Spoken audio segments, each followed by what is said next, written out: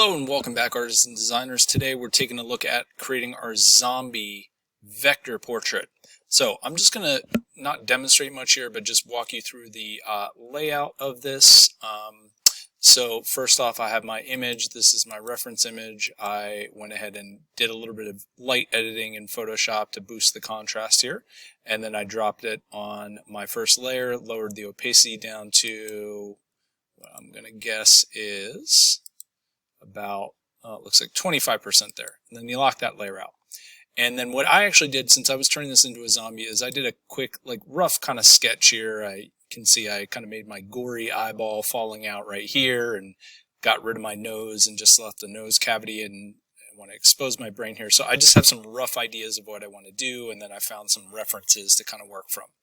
Okay, once I have that, the hardest step here is doing the inking. So regardless of whether you're going to do the regular portrait or, kind of the creepy Halloween influenced one, I went ahead and took my sketch and did my inking over top of that. And that is done with the blob brush here, primarily pressure sensitive blob brush, and kind of going through and connecting all of that. So that definitely takes some time. Now, I did do my beard separately just because that was a little annoying to have that as part of it, so I made that a separate layer because I was deciding whether I wanted to have it, so I did do that separate. And then you have your flat colors. So here are my flat inking color layers. I kind of found this color palette that I used as reference, and I put those in. And if I take my inking away, you can see it's really pretty basic. I think I used the blob brush there to fill that in and just get some of my very basic colors down of everything that I wanted. So the portrait is starting to get there.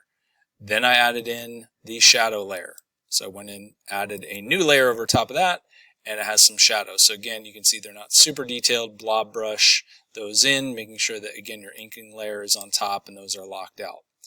Flats layer too. Every time you finish up with the layer, I would recommend that you lock it.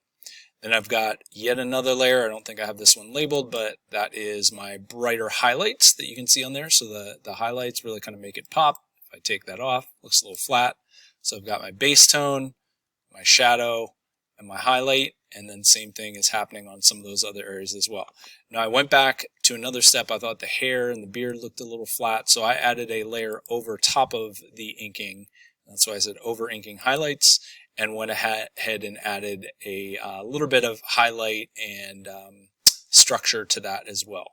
And then the final layer I didn't really finish up here, but adding a background to it, so you can kind of see how that all pulls together here. But the key ingredient is really making sure that that inking layer is strong. That's what's going to hold the whole thing together, because if you get rid of that, it's really just kind of this jumble of lines. It's pretty soft. It falls apart. So that inking is the real structure that holds everything together. So make sure that you spend enough time and really work on that. Okay, good luck. You can go in and watch the other videos in depth and figure out how to do this. All right, good luck, folks. I'll see you in the next video.